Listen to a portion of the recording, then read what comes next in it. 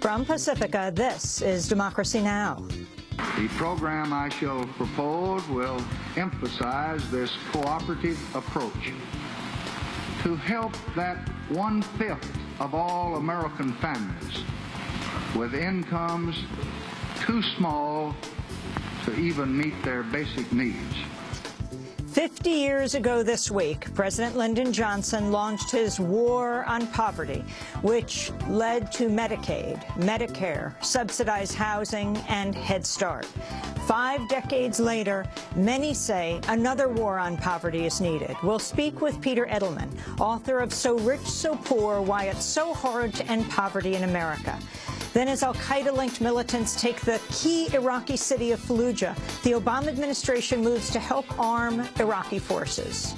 We're accelerating our foreign military sales deliveries and are looking to provide an additional shipment of Hellfire missiles as early as this spring. These missiles are one small element of that holistic strategy, but they have been proven effective at denying ISIL the safe haven zones that it has sought to establish in western Iraq. But first, we look at the traffic that could jam the presidential aspirations of New Jersey Governor Chris Christie, the Republican frontrunner in the 2016 race. All that and more coming up.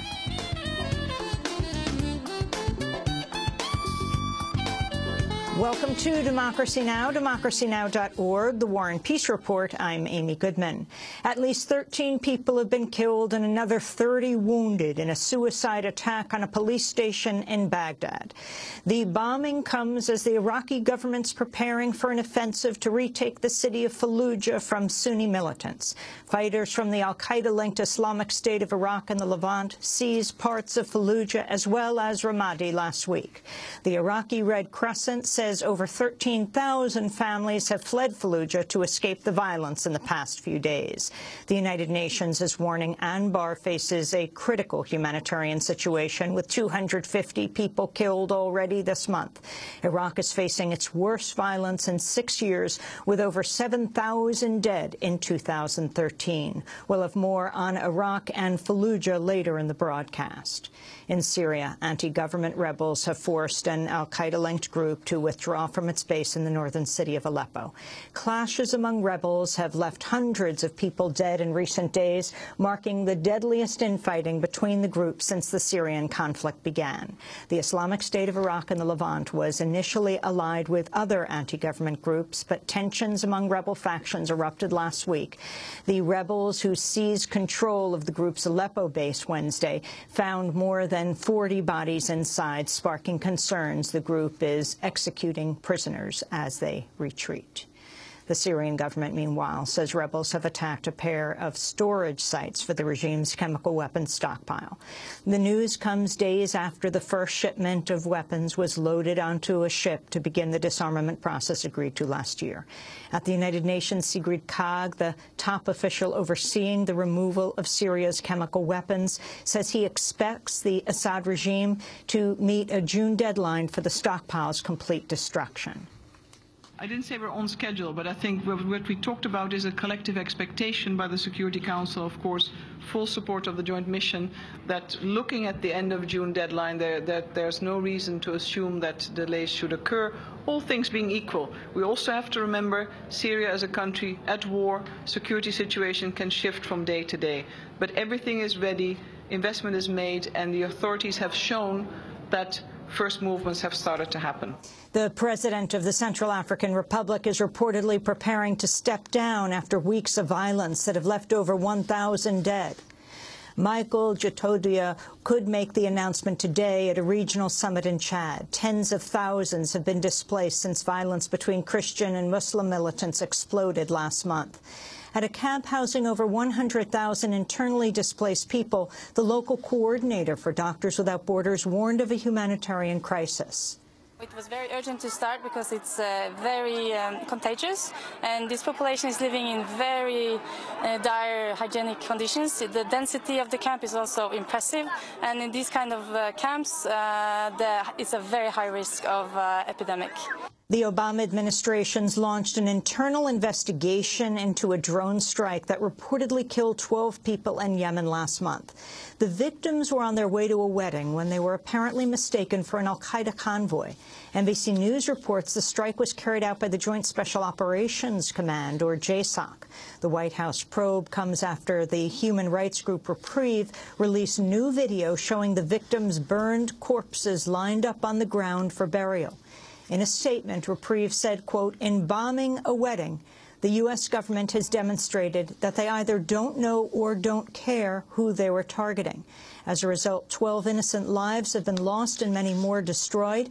We can only hope the internal investigation is robust and that it results in needed policy change and reparation for those affected," said Reprieve.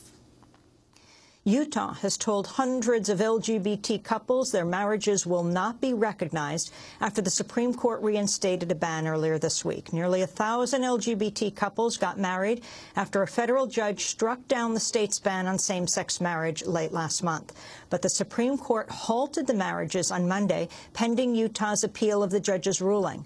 On Wednesday, Utah Governor Bob Herbert told state agencies Tuesday not to recognize any same-sex marriages that took place in the 2 weeks when they were allowed. The case could end up before the Supreme Court. The death toll from record-shattering cold across the United States has risen to at least 21. Several of the victims are homeless people who froze to death. Frigid temperatures are beginning to ease after the blast of Arctic air enveloped swaths of the Midwest, Northeast, and even the Deep South. You can go to our website at democracynow.org to look at the connection between the deep chill and climate change. A political controversy surrounding New Jersey Governor Chris Christie has grown into a scandal after it emerged a top aide deliberately ordered traffic delays to exact political revenge. Newly released documents show Christie's Deputy Chief of Staff, Bridget Ann Kelly, personally ordered the closure of lanes leading to the George Washington Bridge to punish the mayor of Fort Lee for declining to endorse Christie's bid for re-election. In an email to another Christie appointee and high school friend, David Adelstein, Kelly wrote, quote, "Time for some traffic problems in Fort Lee," unquote.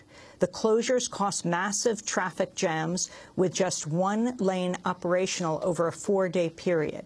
This was an email to David Wildstein. The scandal could threaten Christie's expected candidacy for the Republican presidential nomination in 2016. In a statement, Governor Christie denied involvement, saying he was, quote, "outraged and deeply saddened by his deputy's actions." We'll have more on the story after headlines. The White House is facing questions over a new memoir from former Defense Secretary Robert Gates that criticizes President Obama and Vice President Joe Biden.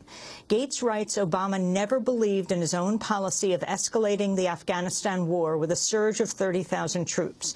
Gates also calls Biden, quote, "wrong on nearly every major foreign policy and national security issue over the past 4 decades. On Wednesday, White House Press Secretary Jay Carney defended Biden. The President and the rest of us here simply just disagree with that assessment. As a senator and as a Vice President, Joe Biden has been one of the leading statesmen of his time, and he has been an excellent counselor and advisor to the President for the past 5 years. He's played a key role in every major national security and foreign policy debate and policy discussion in this administration, in this White House.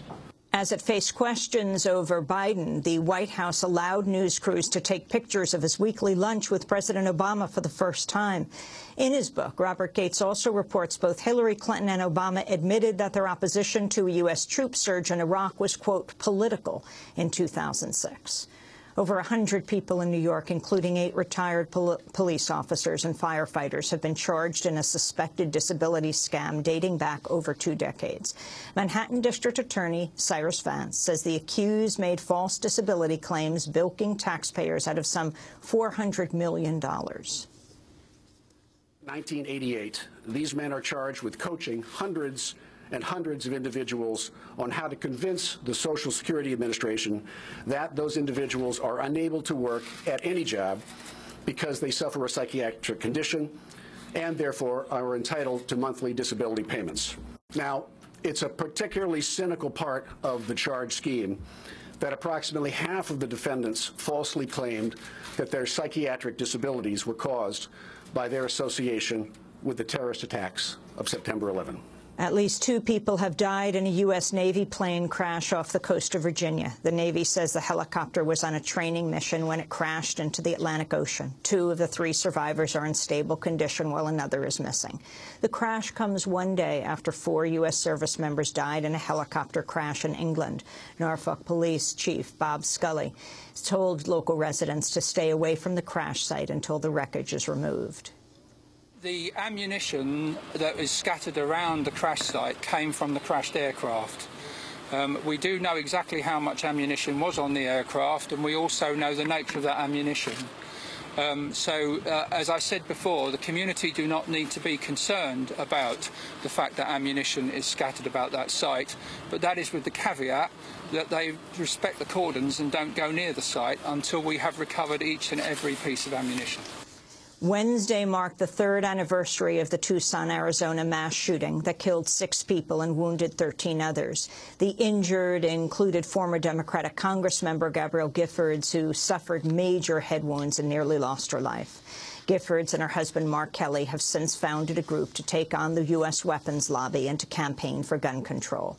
On Wednesday, former Congressmember Giffords marked the anniversary by going skydiving. Giffords has previously skydived, but this was her first jump since the shooting. In an opinion piece, Giffords likened her difficult physical rehabilitation to the uphill battle for gun control, writing, quote, "I've seen grit overcome paralysis. My resolution today is that Congress achieve the same." And those are some of the headlines. This is Democracy Now!, democracynow.org, The War and Peace Report. I'm Amy Goodman. And I'm Juan Gonzalez. Welcome to all of our listeners and viewers around the country and around the world. I'm Amy Goodman. Thanks so much for watching this report from Democracy Now!, your daily, independent, global grassroots news hour. We don't accept advertising or corporate funding, but rather rely on donations from viewers like you. Please make your contribution by visiting democracynow.org today. We need your support today to keep bringing you this hard-hitting, in-depth reporting.